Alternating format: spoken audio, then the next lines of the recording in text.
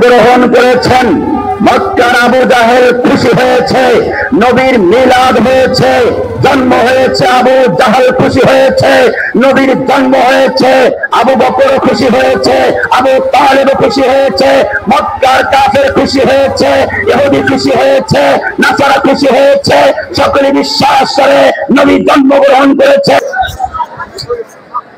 السلام عليكم ورحمة الله وبركاته.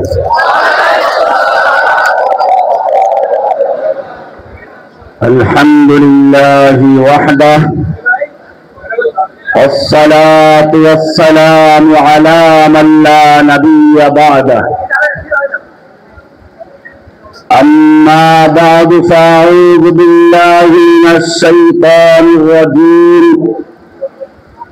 بسم الله الرحمن الرحيم. قل إن كنتم تحبون الله فاتبعوني يحببكم الله ويغفر لكم ذنوبكم والله غفور رحيم. وقال رسول الله صلى الله عليه وسلم: لا يؤمن أحدكم حتى يكون هواه تبعا لما جئت به. Jamalpur road, বিগপাইট, দারুল Uloom kindergarten মাদ্রাসা ও হিফজখানা কর্তৃক আয়োজিত অদ্য 6 সেপ্টেম্বর 2025 রোজ শনিবার অধ্যকার এই মাহফিলের সম্মানিত সভাপতি জনাব মোহাম্মদ আবুল মুকারিম সাহেব, হাজারাত উলামায়ে কিরাম, অত্র এলাকার সর্বস্তরের সাথী ভাইয়েরা, পর্দার আড়ালে অবস্থানরত আমার মা ও বোনেরা, আল্লাহ সুবহানাহু ওয়া তাআলার মহান দরবারে লাখ শুকরিয়া পেশ করছি, যিনি আমাদেরকে এই মহতী জলসায় আসার এবং বসার তৌফিক ইনায়েত করেছেন। এজন্য বলি আলহামদুলিল্লাহ। বাংলাদেশের হিসাবে 12 রবিউল আউয়াল মহা ধুমধামে ঈদে মিলাদুন নবী উদযাপন করা হচ্ছে। মিলাদ মানে হচ্ছে জন্মদিন বা জন্মের স্থান। ওয়ালাদা ইয়ালিদু, ওয়ালাদান জন্মগ্রহণ করা। মিলাদ মানে হচ্ছে জন্মগ্রহণ করার সময় বা স্থান। রাসূলুল্লাহ সাল্লাল্লাহু আলাইহি ওয়াসাল্লাম জন্মগ্রহণ করেছেন যে সময়টা, তাকে বলা হয় মিলাদুন নবী। নবীর জন্মের সময়, নবীর জন্মের স্থান। নবী জন্মগ্রহণ করেছেন, মক্কার আবু জাহেল খুশি হয়েছে, নবীর মিলাদ হয়েছে, জন্ম হয়েছে, আবু জাহেল খুশি হয়েছে, নবীর জন্ম হয়েছে, আবু বকর খুশি হয়েছে, আবু তালেব খুশি হয়েছে, মক্কার কাফের খুশি হয়েছে, ইহুদি খুশি হয়েছে, নাসারা খুশি হয়েছে। সকলে বিশ্বাস করে নবী জন্মগ্রহণ করেছেন, বর্তমানেও নবী জন্মগ্রহণ করেছেন, মিলাদ হয়েছে। দাউদি বিশ্বাস করে মিলাদুন নবী, নবী জন্মগ্রহণ করেছেন। বেরলভী বিশ্বাস করে মিলাদুন নবী, নবী জন্মগ্রহণ করেছেন। আহলে হাদিস বিশ্বাস করে মিলাদুন নবী, নবী জন্মগ্রহণ করেছেন। এমনি ভাবে ইহুদি বিশ্বাস করে মিলাদুন নবী, নবী জন্মগ্রহণ করেছেন। খ্রিস্টান বিশ্বাস করে মিলাদুন নবী, নবী জন্মগ্রহণ করেছেন। নাস্তিক বিশ্বাস করে নবী মিলাদ জন্মগ্রহণ করেছেন। কিন্তু প্রশ্ন হচ্ছে, নবীর জন্মদিনে নবী ঈদে মিলাদুন নবী পালন করেছিলেন কিনা? নবীর জন্মদিনে ঈদে মিলাদুন নবী নামক উৎসব ছিল কিনা? নবী জানতেন না নবীর জন্মদিনে ঈদে মিলাদুন নবী হবে। সাহাবী জানেন না ঈদে মিলাদুন নবী আছে। আল্লাহ নবীর তাবী জানেন না ঈদে মিলাদুন নবী আছে। আইম্মায়ে কিরাম জানেন না ঈদে মিলাদুন নবী আছে। বর্তমানে যারা আহলে হক, সত্যিকার কোরআন সুন্নাহর অনুসারী, তারা জানে না ঈদে মিলাদুন নবী বলে কোনো ঈদ আছে।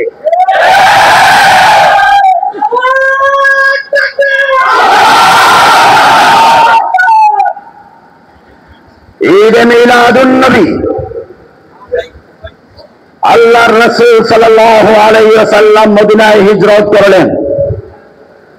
লোকদেরকে দেখলেন বছরে 2 বার তারা একত্রিত হচ্ছে, অনুষ্ঠান করছে, আনন্দ ফুর্তি করছে।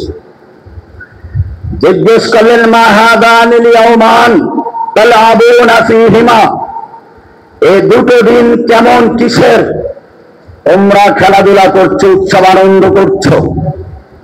লোকেরা বলল কুন্না নালআবু ফীহিমা ফিল জাহিলিয়া, এই দুটো দিন হচ্ছে একটা আমাদের নববর্ষ নৈরোজ, আর একটা আমাদের ধর্মীয় অনুষ্ঠান। বছরে 2টা অনুষ্ঠান আমরা করে আসছি জাহিলি যুগ থেকে।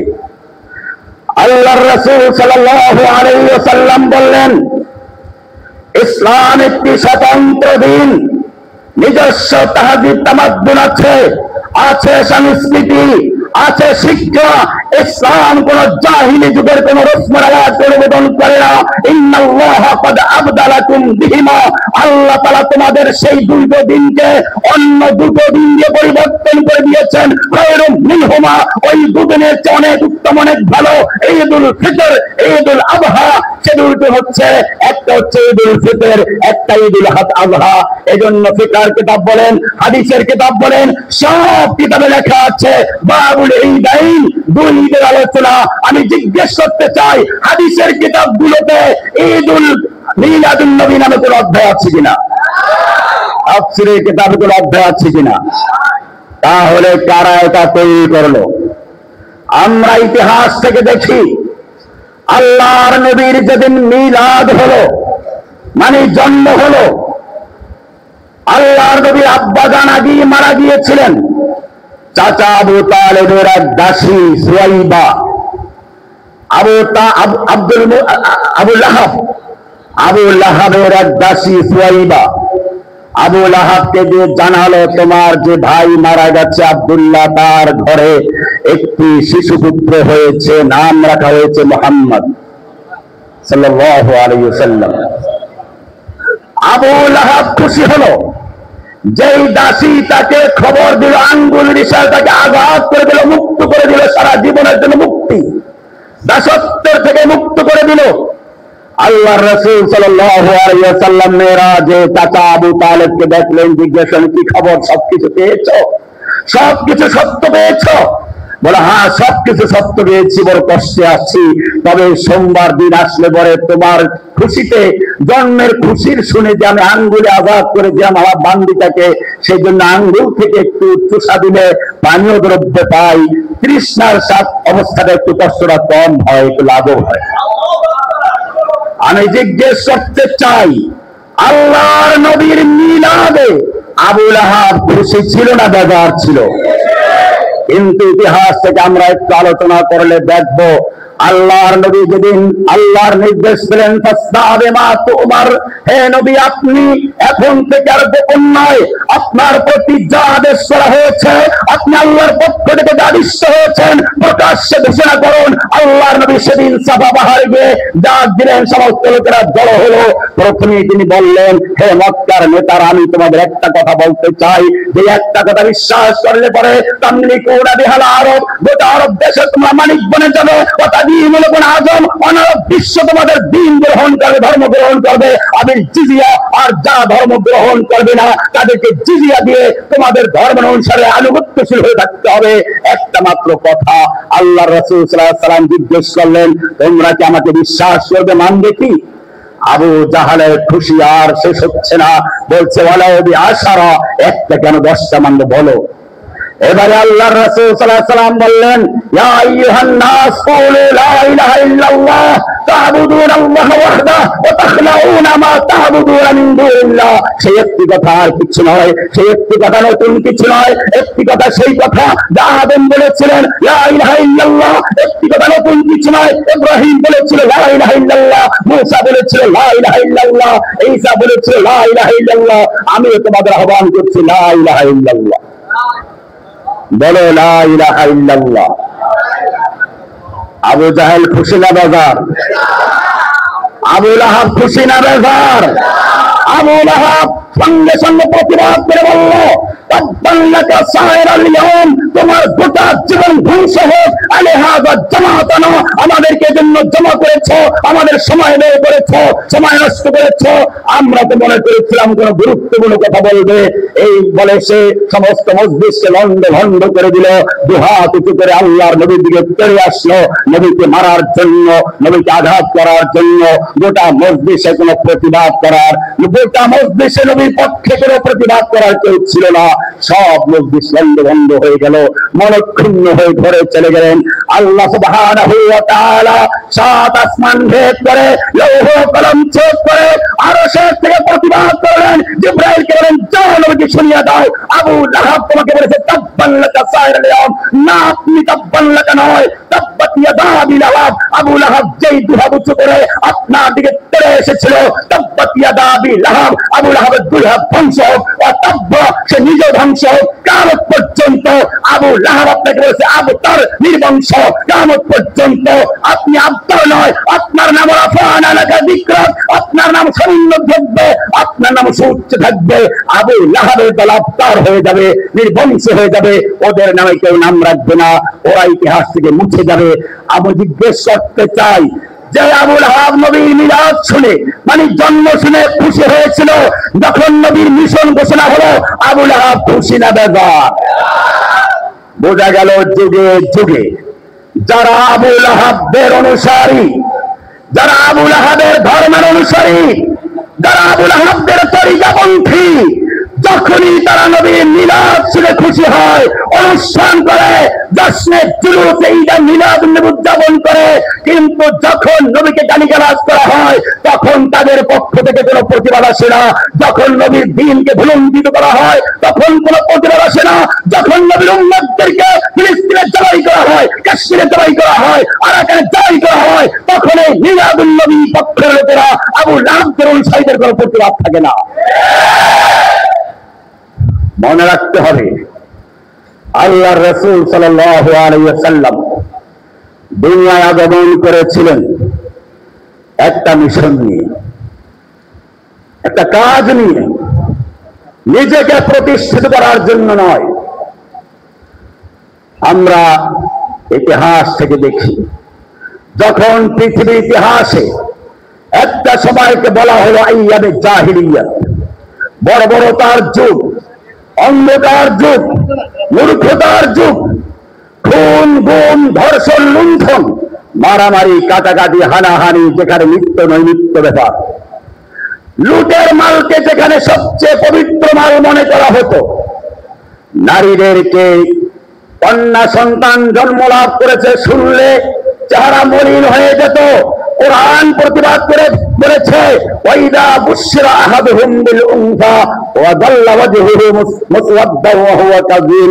ওয়াইদা বুশরা আহাদুহুম বিল উনসা, যখন তাদের এক একজনকে কন্যা সন্তান জন্ম লাভ করেছে বলে সুসংবাদ দেওয়া হতো, আল্লাহ তাআলা বলেন সুসংবাদ দেওয়া হতো, কন্যা সন্তান হওয়া সুসংবাদ।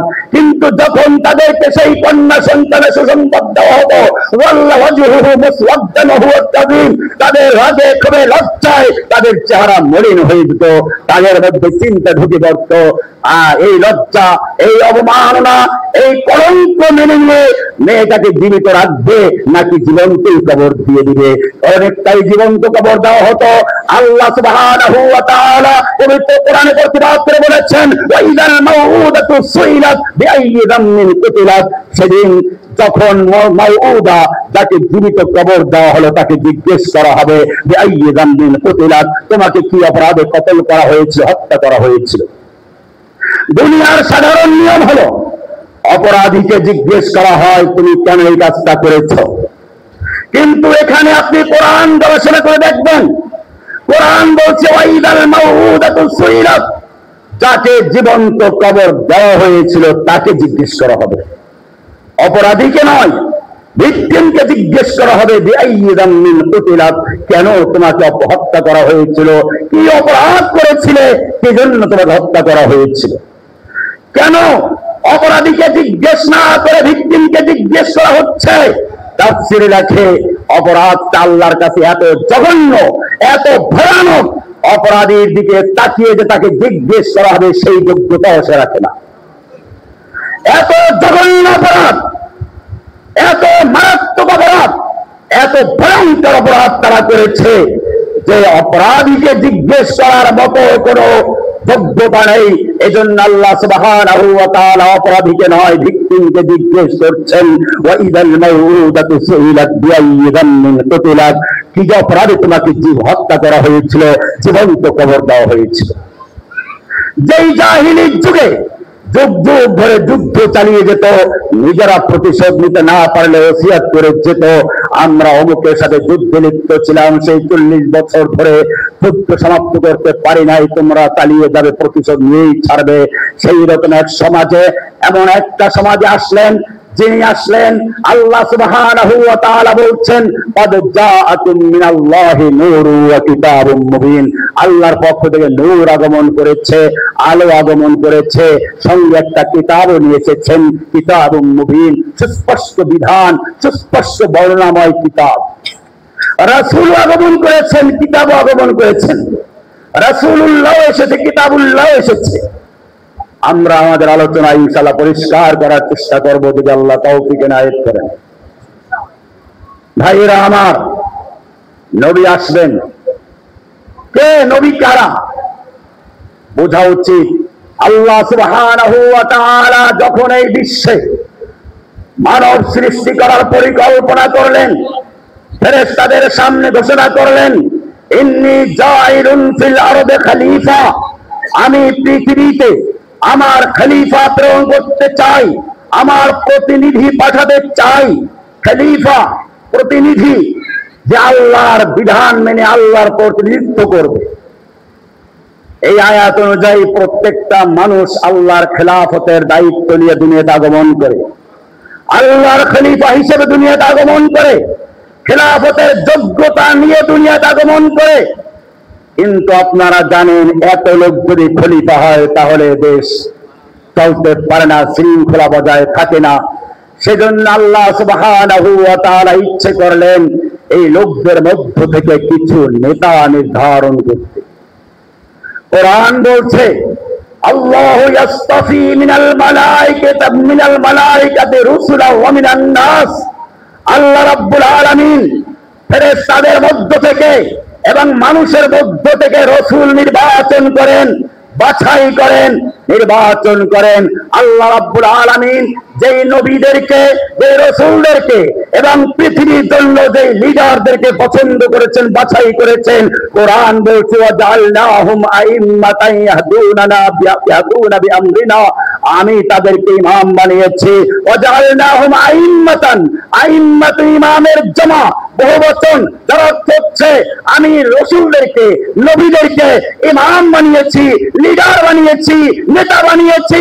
ইয়াহদুনা বিআমরিনা, যারা আমার নির্দেশ মতো পৃথিবীকে পরিচালনা করবে। নেতা নির্বাচিত হলো, নির্বাচনের পরে তাদের থেকে শপথ নেওয়া হয়, অনুষ্ঠান করা হয়, দায়িত্ব বুঝিয়ে দেওয়া হয়। আল্লাহ সুবহানাহু ওয়া তাআলা এই পৃথিবীতে দায়িত্বপ্রাপ্ত নবী রাসূলদেরকে পাঠানোর পূর্বে সমস্ত নবী রাসূলদেরকে একাত্র করলেন, একটা মহা সমাবেশ হবে, একটা শপথ অনুষ্ঠান হবে। কোরআন বলছে, ওয়াইযা আখাযাল্লাহু মিসাকান নাবিয়্যিনা, আল্লাহ রাব্বুল আলামিন সমস্ত নবীদের থেকে, রাসূলদের থেকে অঙ্গীকার নিয়েছেন, মিসাক নিয়েছেন, শপথ নিয়েছেন, লামা আতাইতুকুম মিন কিতাবিন ওয়া হিকমা, আমি তোমাদের কিতাব দেব, হিকমা দিব। সুম্মা জাআকুম রাসূলুম মুসাদ্দিকুল লিমা মাআকুম, কিন্তু জেনে রাখো এই মাহফিলে বক্তা অনেক যাবে, তোমরা সকলেই সেখানে বক্তব্য রাখবে, তোমরা সেখানে নেতৃত্ব দিবে, কিন্তু জেনে রাখো এই মাহফিলের প্রধান বক্তা, এই মাহফিলের সভাপতি, এই মাহফিলের প্রধান আলোচক যিনি হবেন, তিনি তোমাদের সর্বশেষে যাবেন। সুম্মা জাআকুম রাসূলুন, একজন রাসূল আমি পাঠাবো তোমাদের কাছে, যাবেন, লাতুমিনুন্না বিহি মুসাদ্দিকুল লিমা মাআকুম, যিনি তোমাদেরকে সত্যায়ন করবেন, তোমাদের সত্য বলে স্বীকৃতি দিবেন। লাতুমিনুন্না বিহি ওয়া লাতানসুরুন্নাহু, সেই মেহমান যখন তোমাদের মাঝে চলে যাবেন, প্রধান বক্তা যখন সেই মাহফিলে যাবেন, তোমাদের নবুয়াত স্থগিত হয়ে যাবে।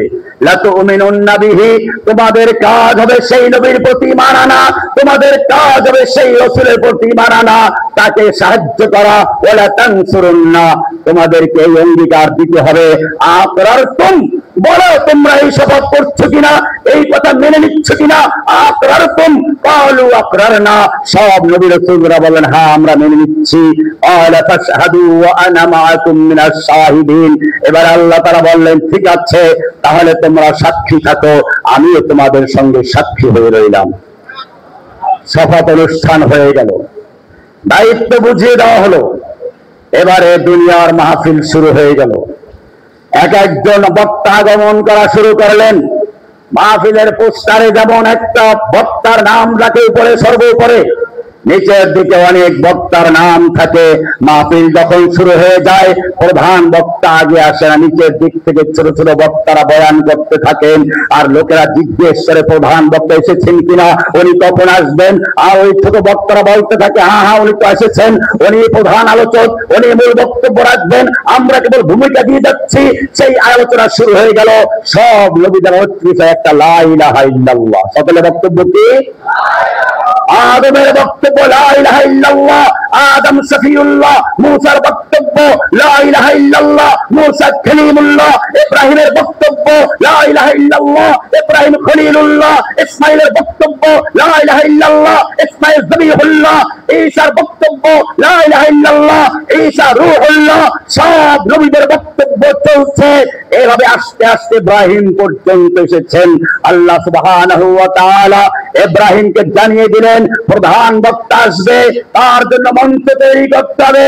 প্রধান বক্তা হবে আমি হচ্ছি রব্বুল আলামিন, আলহামদুলিল্লাহি রাব্বিল আলামিন, আমি হচ্ছি রব্বুল আলামিন। আর তিনি হবেন রাহমাতুল লিল আলামিন, ওয়া মা আরসালনাকা ইল্লা রাহমাতাল লিল আলামিন।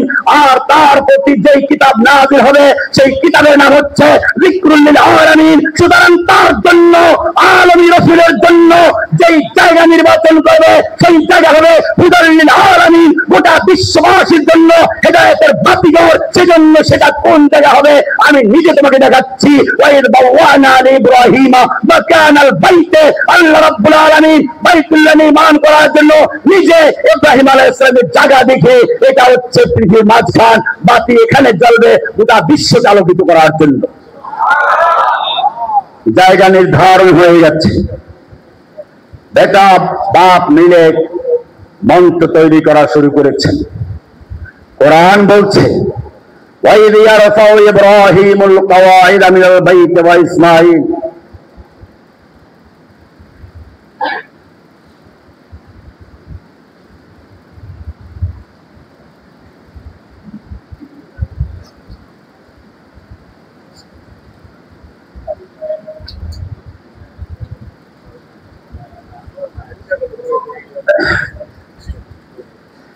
ইব্রাহিম ও ইসমাইল মিলে বাইত নির্মাণ করা শুরু করলেন, মহামঞ্চ তৈরি করা শুরু করলেন। মঞ্চ তৈরি হচ্ছে আর বেটা বাপ মিলে দোয়া করছেন রব্বানা তাকাব্বাল মিন্না ইন্নাকা আনতাস সামিউল আলিম। হে আমাদের রব, আমরা তোমার জন্য ঘর নির্মাণ করেছি, তোমার মেহমানের জন্য আমরা বাইতুল্লাহ নির্মাণ করছি, কিন্তু যদি এই ঘরটা তুমি কবুল না করে নাও আমাদের মেহনত বরবাদ হয়ে যাবে, ব্যর্থ হয়ে যাবে। রব্বানা তাকাব্বাল মিন্না ইন্নাকা আনতাস সামিউল আলিম। হে আমাদের রব, তুমি আমাদের পক্ষ থেকে কবুল করে নাও, কারণ তুমি আমাদের মুখের কথা যেমন শুনছো অন্তরের খবর তুমি জানো, ইখলাস তুমি জানো, তুমি কবুল করে নাও। বুঝা গেল যেই কোনো কাজ আপনি করবেন, যেই কোনো নেক আমল কবুল হওয়ার জন্য দুইটা শর্ত। কয়টা শর্ত? কয়টা শর্ত? কয় শর্ত? এক নাম্বার ইখলাসুন নিয়ত। বলেন এক নাম্বার ইখলাসুন নিয়ত। নিয়তটা খালিস করতে হবে শুধু একজনের জন্য। কার জন্য? না কোনো মানুষকে খুশি করার জন্য, না কোনো পীরকে খুশি করার জন্য, না কোনো বুজুর্গকে খুশি করার জন্য। মুমিনের যেই কোনো কাজ হবে শুধু একজন একজনকে খুশি করার জন্য, যিনি অন্তরের খবর পর্যন্ত জানেন। ইন্নাকা আনতাস সামিউল আলিম, তুমি আমার কথা শুনতে পাচ্ছ, মনের খবর পর্যন্ত তুমি জানো, তোমার কাছে লুকাবার কিছু নেই। আমার অন্তরের লিয়ে নাই, লৌকিকতা নাই, মানুষকে খুশি করার কোনো বিষয় নেই, তুমি সব জানো। ওমা উমিরু ইল্লা লিয়াবুদুল্লাহ মুখলিসিনা লাহুদ্দিন, আল্লাহ বলছেন তাদেরকে একমাত্র আদেশ করা হয়েছে যেই কোনো কাজ করবে মুখলিসিনা লাহুদ্দিন, দ্বীনকে শুধুমাত্র আল্লাহর জন্য খালিস করে নিতে হবে, নির্ভেজাল করতে হবে, পিওর করে নিতে হবে। ইখলাসুন নিয়ত, কি বলছি? ইখলাসুন নিয়ত, নিয়ত খালিস করা। আর একটা কি, এটা আরো অনেক পরে আসবে ইনশাআল্লাহ, মনে রাখবেন, আমি ভুলে গেলে মনে করাই দেবেন। এক নাম্বার হচ্ছে কি বললাম, আরো জোরে বলুন, ইখলাস আন নিয়ত। ইখলাসুন নিয়ত, নিয়তকে খালিস করা। নিয়তকে খালিস করা মানে হচ্ছে তাওহীদ। একটা পুরাতন বিল্ডিং এর রং করতে গেলে আমি প্রায় বলে থাকি, পুরাতন বিল্ডিং এর রংটা ঘষে মেজে ধুয়ে মুছে পরিষ্কার করা হয়, তারপরে নতুন রং করা হয়। ইখলাস মানে হচ্ছে অন্তরটাকে সমস্ত গায়রুল্লাহ থেকে ধুয়ে মুছে পরিষ্কার করে, যত খাদা বাবা, গাদা বাবা, লেন্ডা বাবা, দরগাওয়ালা, দুর্গাওয়ালা, নেতা নেত্রী, যত রকমের আদর্শ আছে সবগুলোকে মনের থেকে ঘষা মাজা উৎখাত করে ধুয়ে মুছে পরিষ্কার করে শুধু একজনের জন্য সৎ কাজ করা, একজনের জন্য নিবেদন করা, একজনের জন্য ইবাদতকে খালিস করা, ইল্লাল্লাহ বলে শুধু আল্লাহকে গ্রহণ করা। এটার নাম তাওহীদ। এটার নাম কি? এটাই তাওহীদ। এটাই সব নবীদের বক্তব্যের মূল বিষয়। এটার জন্যই এই পৃথিবীর মাহফিলকে সাজানো হয়েছে, এটার জন্যই মঞ্চ সাজানো হয়েছে। ইব্রাহিম সেই মঞ্চ তৈরি করে দোয়া শিখিয়ে দিলেন, রব্বানা তাকাব্বাল মিন্না ইন্নাকা আনতাস সামিউল আলিম, হে আমাদের রব, তুমি আমাদের পক্ষ থেকে কবুল করে নাও, কারণ তুমি তো সবকিছু শুনো, তুমি তো সবকিছু জানো, অন্তরের খবর পর্যন্ত তুমি জানো, তোমার কাছ থেকে লুকাবার কিছুই নেই। ইব্রাহিম আলাইহিস সালাম এখানেও পরিষ্কার করে দিলেন। কোরআন বলছে ইব্রাহিম যেদিন তাওহীদের জ্ঞান লাভ করেছিলেন, মূর্তির সমাজ থেকে যখন নিজে হকের দাওয়াত পেয়ে গেলেন, আল্লাহর সৃষ্টিকে নিয়ে গবেষণা করলেন, চাঁদ দেখলেন, তারকা দেখলেন, সূর্য দেখলেন, একের পর এক ডুবে যাচ্ছে, শেষ পর্যন্ত সিদ্ধান্ত নিলেন, ইন্নী লা উহিব্বুল আফিলিন, আমি এই চন্দ্রকে নয়, সূর্যকে নয়, এই গ্রহ নক্ষত্রকে নয়, এই সবগুলো সৃষ্টি যিনি করেছেন, ইন্নী ওয়াজ্জাহতু ওয়াজহিয়া লিল্লাযী ফাতারাস সামাওয়াতি ওয়াল আরদা হানিফান, আমি সবগুলোকে বর্জন করে চন্দ্র সূর্য নয়, গ্রহ নক্ষত্র নয়, গাছগাছালি নয়, মাছ নাই, কোন প্রাণী নয়, কোন সৃষ্টি নয়, সবগুলোকে আমি বর্জন করে ইন্নী ওয়াজ্জাহতু ওয়াজহিয়া, আমি আমার চেহারা মুতাওয়াজ্জি করলাম লিল্লাযী ফাতারাস সামাওয়াতি ওয়াল আরদা, সেই মহান সত্তার সামনে, সেই মহান জাতের সামনে, যিনি আসমান জমিন চন্দ্র সূর্য গ্রহ নক্ষত্র সবগুলোকে সৃষ্টি করেছেন, হানিফান, একনিষ্ঠভাবে আমি তার দিকে মুতাওয়াজ্জি হচ্ছি। এরপরে আরো ক্লিয়ার করে দিন, হানিফ মানে কি? হানিফ মানে হচ্ছে মাইলান আন জামিউল বুতলান ইলাল হক, ওই যে বললাম ঘষা মাজা করে পরিষ্কার করে তারপরে নতুন রং করা হয়। হানিফ মানে হচ্ছে সমস্ত বাতিলকে উৎখাত করে দিয়ে মাইলান আন জামিউল বুতলান ইলাল হক, হকের দিকে ধাবিত হওয়া, বাতিলকে বর্জন করে উৎখাত করে হককে ধারণ করা হচ্ছে হানিফান। এরপরে আরো পরিষ্কার করে বললেন, ওয়ামা আনা মিনাল মুশরিকিন, আমি মুশরিকদের অন্তর্ভুক্ত নই, আমি মুশরিকদের অন্তর্ভুক্ত নই। এটাই পরিষ্কার, এটাই হচ্ছে মুমিনের স্লোগান, ইন্না সালাতি ওয়া নুসুকি ওয়া মাহইয়ায়া ওয়া মামাতি লিল্লাহি রাব্বিল আলামিন, নিশ্চয় আমার সালাত, আমার কুরবানি, আমার ত্যাগ, আমার জীবন, আমার মরণ লিল্লাহি রাব্বিল আলামিন, কোন মানুষের জন্য নয়, কোন খাজা বাবার জন্য নয়, কোন মাজারের জন্য নয়, কোন দরগার জন্য নয়, কোন নেতা নেত্রীর জন্য নয়। ইন্না সালাতি ওয়া নুসুকি, আমার সালাত, আমার কুরবানি, আমার ত্যাগ, ওয়া মাহইয়ায়া, আমার জীবন, ওয়া মামাতি, আমার মরণ লিল্লাহি রাব্বিল আলামিন, এক মহান রবের জন্য, যিনি গোটা বিশ্বজাহানের রব। এক নাম্বার দোয়া ক্লিয়ার হয়ে গেল, ইখলাসুন নিয়ত। দুই নাম্বার দোয়া করলেন, রব্বানা ওয়াজআলনা মুসলিমাইন লাকা ওয়া মিন যুররিয়্যাতিনা উম্মাতান মুসলিমাতান লাক। হে আমাদের রব, আমরা পিতা পুত্র মিলে তোমার জন্য ঘর তৈরি করলাম, কিন্তু দুনিয়াতে এমন অনেক লোক আছে যারা মসজিদ তৈরি করে কিন্তু সেই মসজিদে নিজেরা রবের ইবাদত করে না। মাদ্রাসা তৈরি করে দেয়, টাকা আছে, নিজের সন্তানকে মাদ্রাসায় পড়ায় না। ইব্রাহিম আলাইহিস সালাম দোয়া করলেন, রব্বানা ওয়াজআলনা মুসলিমাইন লাকা। হে আমাদের রব, তুমি আমাদেরকে দিয়ে তোমার ঘর নির্মাণ করিয়েছো, আমাদের একটা দাবি তোমার কাছে, আমাদের দুজনকে এবং আমাদের ভবিষ্যৎ সন্তানদেরকে সব সময়ের জন্য তোমার আনুগত্যশীল মুসলিম হয়ে থাকার তৌফিক দান করো। মুসলিম, মুসলিমাইন লাকা। আমাদের সকলের নাম আমরা মুসলিম। সকলের নাম কি? সকলের নাম কি? মাস্টার বলে দিয়ে আমি আসলে মুরব্বী করা ভুল বুঝেছিলাম, কারণ আমার একটা দৃষ্টিভঙ্গি হচ্ছে, আমি শুরুর দিক থেকে যারা বক্তব্য শুনেছেন, আমার কাছে কে আহলে হাদিস আর কে হানাফি সাবি তা ছিল না। আমার কাছে একটাই পরিচয়, আমরা মুসলিম। আমরা কি? মুসলিম। এই নাম আমাদের দেওয়া না, নাম দিয়েছেন কে? কোরআন পরিষ্কার বলেছে, ওয়া মিল্লাতা আবিকুম ইব্রাহিম, তোমাদের এই মিল্লাত ইব্রাহিমের মিল্লাত। ওয়া সাম্মাকুমুল মুসলিমিন, তিনি তোমাদের নামকরণ করেছেন মুসলিমিন। আমাদের নাম কি? আমাদের নাম কি? এরপরে শুধু আরো এই পর্যন্ত আল্লাহ বলছেন এই নামে পরিচয় দিবে।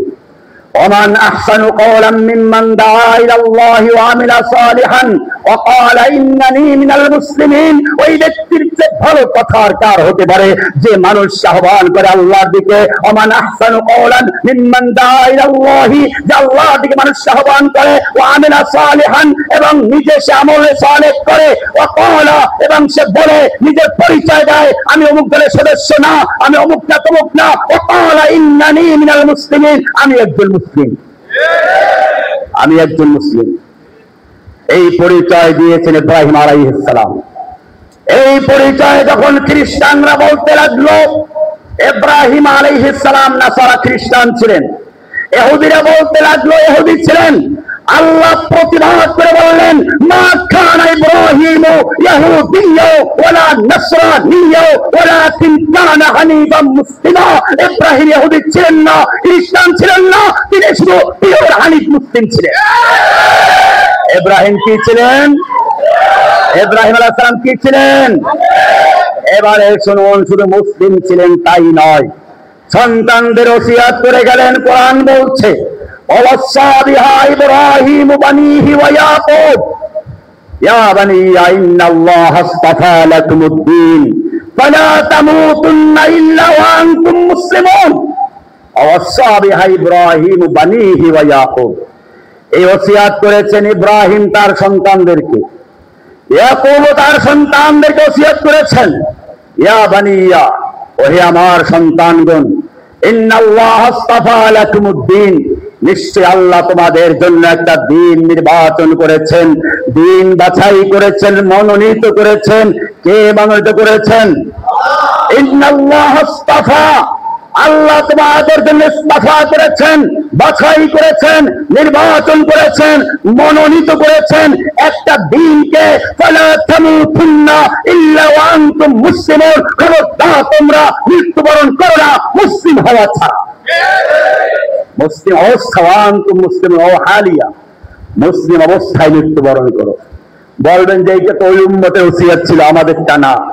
এই ভুল কেউ ব্যাখ্যা করতে না পারে, সেজন্য আবার পরিষ্কার করে আল্লাহ বলেছেন, ইয়া আইয়ুহাল্লাযীনা আমানুত্তাকুল্লাহা হাক্কা তুকাতিহি, হে ঈমানদারগণ, যারা মুহাম্মাদের প্রতি ঈমান এনেছো সাল্লাল্লাহু আলাইহি ওয়াসাল্লাম, যারা কোরআনের প্রতি ঈমান এনেছো, ইয়া আইয়ুহাল্লাযীনা আমানুত্তাকুল্লাহা হাক্কা তুকাতিহি, যথাযথ আল্লাহকে ভয় করো। ওয়ালা তামুতুন্না ইল্লা ওয়া আনতুম, ইল্লা ওয়া আনতুম, আর তোমরা মৃত্যুবরণ করো না মুসলিম অবস্থা ছাড়া। নাম হলো মুসলিম, পরিচয় দিতে বলেছেন মুসলিম, মৃত্যুবরণ করতে বলেছেন মুসলিম অবস্থায়। এবারে মরার পরে প্রশ্ন, মা দীনুকা, তোমার দিন কি ছিল? উত্তর কি আসবে? বাস আমাদের পরিচয় একটা, আমরা মুসলিম। অন্য অন্য পরিচয় থাকলে আমাদের আপত্তি নাই, এটাও বলে দেই। একজন দর্জিগিরি করে, সেজন্য তার নাম দর্জি হতেই পারে, সে মানুষ। কমন নাম হচ্ছে মানুষ, দর্জি তার পেশার নাম। সাহাবায়ে কেরামদের মধ্যে যারা মক্কা থেকে হিজরত করে মদিনায় গিয়েছিলেন তারা মুসলিম, তাদের আরেকটা পরিচয়, তারা মুহাজির। আবার মদিনায় যারা স্থায়ী ছিলেন, যারা মদিনার মুহাজিরদেরকে যারা স্থান দিলেন, তারা মুসলিম, তাদের আরেকটা পরিচয় ছিল, তারা আনসার। সুতরাং যারা যে কাজ করে তারা সে পরিচয় দিলে আমাদের আপত্তি নেই, কিন্তু আমাদের কমন নাম হচ্ছে কি? আমাদের কমন নাম কি? কোনো বাড়াবাড়ি নেই, কোনো বাড়াবাড়ি নেই। সেজন্য আমি আহলে হাদিস ভাইদেরকেও বলবো, আপনারাও ফিকহি মাসাইল নিয়ে বেশি বাড়াবাড়ি করবেন না। ইখতিলাফি মাসাইল, সাহাবীদের যুগে মাসলা মাসাইল নিয়ে ইখতিলাফ ছিল, এখনো আছে, কিয়ামত পর্যন্ত থাকবে। অপরদিকে হানাফিদের মধ্যে কিছু লোক আছে যারা এই বিষয়গুলো না বুঝে খালি খালি বাড়াবাড়ি করে। ওই যে বললেন না, একজন বলে ফেলছে আহলে হাদিস দেখে, আমি শব্দটা মুখে দিতে চাই না আসলে। আলহামদুলিল্লাহ আমাকে আল্লাহ এগুলো থেকে হেফাজত করেছেন। আমি কোন সময় এই কোন, বিশেষ করে যারা ইসলামের কোরআন সুন্নাহর অনুসরণ করে, এরকম কোন জামাত, এরকম কোন দলের বিরুদ্ধে আমার মুখ থেকে আল্লাহকে দোয়া করে আল্লাহ হেফাজত করুন কোন শব্দ বের না হয়।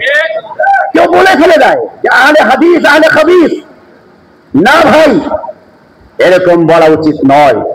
আহলে হাদিসদের মধ্যে কোরআন সুন্নাহর অনুসারী আছে, তাদের মধ্যে আল্লাহওয়ালা লোক আছে, তাদের মধ্যে কোরআন সুন্নাহকে প্রতিষ্ঠার জন্য যারা পৃথিবীতে জিহাদ করেছেন সেরকম নেতৃত্ব আছে। সুতরাং এই বিষয়গুলো নিয়ে বাড়াবাড়ি করা একদমই আমাদের মুসলিমদের উচিত নয়।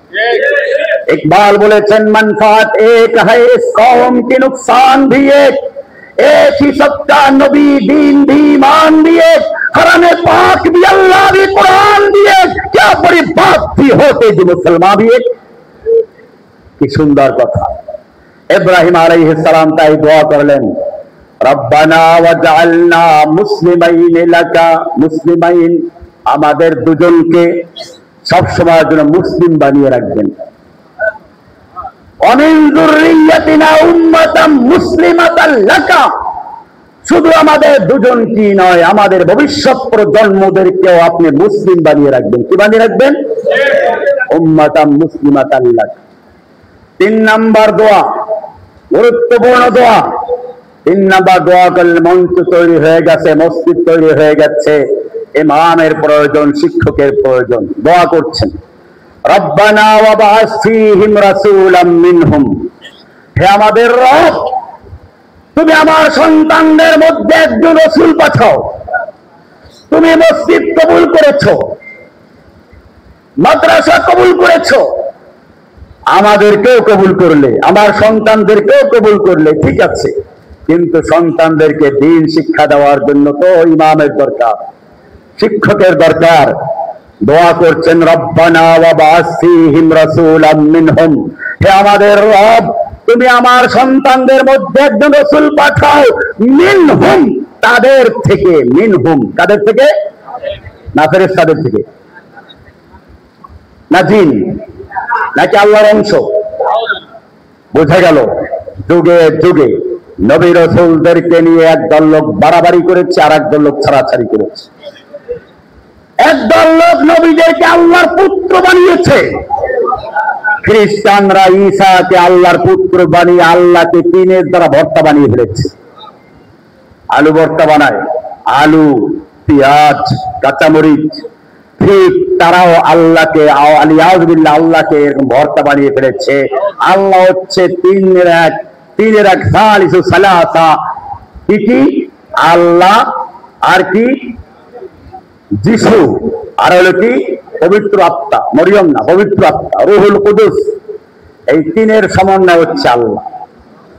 মুসলিমদের মধ্যেও একদল লোক আল্লাহর রাসূলকে ভালোবাসতে গিয়ে ওরা তো বানিয়েছে আল্লাহর পুত্র, আর এই লোকগুলো তার চেয়ে এক ধাপ বেড়ে গিয়ে আল্লাহর অংশ বানিয়ে ফেলেছে। আল্লাহর নূরের তৈরি, আল্লাহর জাতি নূরের তৈরি। এমনি একটা হচ্ছে আলো, আমরা বলি আলোকিত মানুষ, এটা নিষেধ না। সকলের ভিতরেই নূর আছে, ইমানের নূর আছে, কোরআনের আলো আছে। সেই হিসাবে রসুলকে আলো বললে কোনো আপত্তি আছে? কিন্তু যখন বলা হয় আল্লাহর নবী কি মাটির তৈরি, তিনি আল্লাহর জাতের নূরের তৈরি, আর সেজন্য তারা একটা জাল হাদিস তৈরি করলো। আল্লাহ তাআলা নূরের তাজাল্লিতে ঢেউ মারলেন, নিজের ভিতরে ঢেউ মারলেন। ঢেউ মারার পরে নূর ছিটকে পড়লো, আল্লাহর দেহ ছিটকে পড়ছে নাকি? ওরা কিন্তু আবার আল্লাহর দেহটাও মানে না। মুশকিলটা এখানে, আমরাও মানুষের মতো দেহ মানা করি না, এটাও ক্লিয়ার করে দিই। লাইসা কামিসলিহি শাই, আল্লাহর কোন কিছু মানুষের মতো নয়, মানুষের কোনো কিছু আল্লাহর মতো নয়, আল্লাহ আল্লাহর মতো। এই জন্য ইমাম মালিক রাহমাতুল্লাহ আলাইহি বলেছেন, ইস্তাওয়াহু মালুম, নুজুলুর রব্ব মালুম, ইয়াদুহু মালুম, ওয়া কাইফিয়াতুল মাজহুল, ওয়াল ঈমান বিহা ওয়াজিবুন ওয়া সুআলু আনহা বিদআ। আল্লাহ তাআলা আরশে ইস্তাওয়া, আরশে আছেন। কোরআন বলছে, আমরা বিশ্বাস করলাম আল্লাহ তাআলা প্রতি রাতের শেষ অংশে পৃথিবীর প্রথম আকাশে চলে আসেন। সহিহ হাদিসে আছে, আমরা মেনে নিলাম আল্লাহর হাত আছে, কোরআন বলেছে, আমরা মেনে নিলাম। মাজহুল, কিন্তু কিরূপ হাত, কিরূপ আল্লাহ অবতরণ করেন আমাদের মতো না, আমরা এটা বিশ্বাস করি না। মাজহুল, আল্লাহর এই সমস্ত বিষয়গুলো আমাদের অজানা। ওয়াল ঈমানু বিহা ওয়াজিবুন, কোরআন হাদিস বলেছে আমরা বিশ্বাস তো ঈমান রাখা ফরজ। ওয়াসওয়ালু আনহা বিদআ, এর উপরে বেশি অতি প্রশ্ন করাটা বিদআত। আমরা এভাবে সামিনা ওয়া আতানা, কোরআন যেটা যেরকম বলেছে আমরা সেটা সেরকম বিশ্বাস করে মেনে নিয়েছি। সামিনা ওয়া আতানা, সামিনা, কোরআন যেটা যেরকম বলেছে আমরা সেটাকে সেরকম বিশ্বাস করে নিয়েছি। এবং আমরা সঙ্গে সঙ্গে বলি আল্লাহ তাআলা শুনেন, কিন্তু আমাদের মতো না, আল্লাহর মতো শুনেন। আল্লাহ তাআলা দেখেন, আমাদের দেখার মতো না। কার দেখার মতো? আল্লাহ দেখার মতো। আমরা এই কথা বলবো আল্লাহ দেখেনি না, এটা ভিন্ন অর্থ তাবিল করবো না। আল্লাহ দেখেন, কেমনে দেখেন জানি না, আল্লাহর মতো দেখেন। আল্লাহকে আমরা দেখবো। আল্লাহ রাসূলকে সাহাবায়ে কেরাম প্রশ্ন করেছেন, হাল নারা রব্বানা, আমরা কি আমাদের রবকে দেখতে পাবো? আল্লাহর রাসূল সাল্লাল্লাহু আলাইহি ওয়াসাল্লাম পাল্টা প্রশ্ন করলেন, তোমরা দুপুরের সময় পরিষ্কার আকাশে দুপুরের সময় সূর্য দেখতে তোমাদের কোনো সমস্যা হয় কি? সাহাবা বলেন, না, তা তো হয় না। আবার প্রশ্ন করলেন, পূর্ণিমার রাতে পরিষ্কার আকাশে আসমানের চাঁদকে দেখতে কি তোমাদের কোনো সমস্যা হয়? বলেন, না, তা তো হয় না। আল্লাহর রাসূল এরপরে পরিষ্কার করে দিলেন, ইন্নাকুম সাতারাউনা রাব্বাকুম, জেনে রাখো তোমরা দুপুরের সময় পরিষ্কার আকাশে সূর্যকে যেমন ভাবে দেখতে পাও, পূর্ণিমার রাতে পরিষ্কার আকাশে চন্দ্রকে যেরকম দেখতে পাও, তোমরা তোমাদের রবকে ঠিক তেমনি ভাবে পরিষ্কার ভাবে দেখতে পাবে কিয়ামতের দিবস। আমরা আল্লাহকে সেদিন দেখব, সেদিন আমরা বুঝবো কেমনে আল্লাহ আছেন। এর আগে কেমন কেমন বলা জায়েজ নাই, পরিষ্কার কিরূপ স্বরূপ জায়েজ নাই। কারণ আল্লাহর কিরূপ স্বরূপ আল্লাহর মতো, আমাদের মতো না। আমাদের মতো চিন্তা করলেই ভেজা। আমি আলোচনা করছিলাম, ইব্রাহিম আলাইহিস সালাম দোয়া করলেন, রব্বানা ওয়াবআস ফীহিম রাসূলাম মিনহুম, আমার সন্তানদের মধ্য থেকে রাসূল পাঠাও। সুতরাং রাসূল মানুষ না ফেরেশতা, দোয়া থেকে ক্লিয়ার হয়ে গেছে। যদি রাসূলকে আপনি মানুষ না বলেন, দুইটা রাস্তা, হয়তো মানুষ না বলে ফেরেশতা বলবেন, দিন বলবেন, আর নইলে উপরে যাবেন আল্লাহর অংশ বলবেন, আল্লাহ বলবেন। যদি আপনি রাসূলকে মানুষ না বলে তার উপরে নিয়ে যান, মানুষ বানান, তাহলে আপনি রাসূলকে ভালোবাসতে গিয়ে আল্লাহর আসনে বসিয়ে দিয়ে শিরিক করেছেন। আর যদি মানুষ না বলে আপনি মানুষের থেকে নিচে অন্য কোনো মাখলুক বলেন, আপনি রাসূলকে ছোট করেছেন, কারণ কোরআন আল্লাহ বলছেন ওয়ালাকাদ কাররামনা বনি আদমকে আমি সম্মানিত করেছি। আল্লাহর সমস্ত মাখলুকাতের মধ্যে সবচেয়ে সম্মানিত আহসানাল্লাহু লাকাদ খালাকনাল ইনসানা ফি আহসানি তাকবীম, উত্তম গঠন দিয়ে তৈরি করেছেন মানুষকে। অতএব রাসূলকে যদি মানুষ না বলা হয়, রাসূলকে অপমান করা হয়, ছোট করা হয়। সুতরাং ইব্রাহিম আলাইহিস সালাম দোয়া করলেন, রব্বানা ওয়াবআস ফীহিম রাসূলাম মিনহুম, হে আমাদের রব, আপনি আমার সন্তানদের ভিতরে একজন রাসূল পাঠান। মিনহুম, তাদের থেকেই। কাজ করবে কি? ভালো করে শুনুন। কাজ করবেন কি? কি কাজের দায়িত্ব নিয়ে আসবেন? ইয়াতলু আলাইহিম আয়াতিহি, এক নাম্বার কাজ হলো যিনি আপনার আয়াতকে তেলাওয়াত করে শোনাবেন। পরিষ্কার হয়ে গেল এক নাম্বার কাজ কি? এক নাম্বার কাজ কি? তেলাওয়াতে কিতাব। এক নাম্বার কাজ কি? তেলাওয়াত করলে সব আছে কিনা? কাজে কিছু লোক বেশি বাড়াবাড়ি করে, কোরআন না বুঝে পড়লে কোনো সব নেই। আমরা বুঝে পড়ার জন্য উৎসাহিত করব, কিন্তু তেলাওয়াত করলে যে এখন সব নাই এ কথা বলা, এটা ভালো করে খেয়াল রাখতে হবে। ইয়াতলু আলাইহিম আয়াতিহি, এক নাম্বার কাজ হচ্ছে যিনি আপনার আয়াতকে তেলাওয়াত করে করে আমার সন্তানদেরকে শিক্ষা দিবে। দুই নাম্বার কাজ ওয়ায়ুআল্লিমুহুমুল কিতাব, তাদেরকে কিতাবের তালিম দিবে। খালি তেলাওয়াত শিখাবে না, তালিমও দিবে। বুঝা গেল? তা কিতাবের তেলাওয়াতের সঙ্গে কি লাগবে? তালিম লাগবে, শিখতে হবে। তিন নাম্বার কাজ ওয়াল হিকমা ওয়ায়ুআল্লিমুহুমুল কিতাবা ওয়ায়ুআল্লিমুহুমুল হিকমা, হিকমার তালিম দিবে। হিকমা কি জিনিসের উপরে আমার স্বতন্ত্র লেকচার আছে, আপনারা শুনে নেবেন। চার নাম্বার কাজ হচ্ছে ওয়ায়ুযাক্কিহিম, তাদের আত্মাকে পরিশুদ্ধ করবে। আত্মাকে, কিন্তু উল্টো হয়ে যাচ্ছে। আমি আগেই বলেছিলাম, পুরাতন বিল্ডিং এ রং করতে হলে মানুষ আগে কি করে? ঘষে মেজে পরিষ্কার করে। আত্মাটাকে পরিচ্ছন্ন করতে হবে, বিশুদ্ধ করতে হবে। বিশুদ্ধ কি আগে করবে না পরে করবে? কিন্তু ইব্রাহিমের দোয়ার মধ্যে শেষে হয়ে গেছে, ওয়ায়ুযাক্কিহিম শেষে গেছে। যারা কোরআন পড়তে পারেন, যারা জানেন, তারা আজকে গিয়ে কোরআনটা খুলে দেখবেন। এই দোয়া আল্লাহ কবুল করেছেন, তবে একটু সংশোধন করে দিয়েছেন। সূরা জুমার 2 নম্বর আয়াত দেখবেন, সেখানে পরিষ্কার করে বলা হয়েছে হুয়াল্লাযী বাআসা ফিল উম্মিয়িনা রাসূলাম মিনহুম ইয়াতলু আলাইহিম আয়াতি, তিনি আল্লাহ যিনি উম্মিয়িনদের মধ্যে রাসূল পাঠিয়েছেন। মিনহুম, তাদের মধ্য থেকে, ইয়াতলু আলাইহিম আয়াতিহি, যার কাজ হলো এক নাম্বার কাজ আল্লাহর আয়াতকে তেলাওয়াত করবেন। প্রথমটা রয়ে গেছে, কারণ ঘষতে হলে বেরাস লাগবে না। বেরাসটা কি? না কোনো পিসাবের অধিকার? বেরাসটা কি? আত্মশুদ্ধি হবে। কি দিয়ে? কোরআন পরিষ্কার করে দিয়েছে ইয়াতলু আলাইহিম আয়াতিহি, আল্লাহর আয়াতের দাস দিয়ে, আল্লাহর আয়াতের তেলাওয়াত দিয়ে ইউযাক্কিহিম, অন্তরকে পরিষ্কার পরিচ্ছন্ন করে ফেলবে, অন্য কিছু থাকবে না। ওয়ায়ুযাক্কিহিম 2 নাম্বার চলে আসছে। এবারে পরিষ্কার হয়ে গেল। 3 নাম্বার কাজ কি? নতুন রং করা। আল্লাহ বলছেন ওয়ায়ুআল্লিমুহুমুল কিতাবা ওয়াল হিকমা, কিতাব ও হিকমার তালিম দিবেন। দোয়া কবুল হয়ে গেছে, মঞ্চ তৈরি আছে। এবারে মাঝখানে আরো কিছু নবী আগমন করেছেন, পরিবেশ তৈরি হচ্ছে। একেবারে প্রধান বক্তা আসার শেষ সময় হয়ে যাচ্ছে। ইব্রাহিম আলাইহিস সালামের সন্তানদের মধ্য থেকে রাসূল আসা শুরু করেছেন, কিন্তু ধারা একটু ভিন্ন ছিল। এবারে আসলেন, প্রধান মেহমান আসবেন।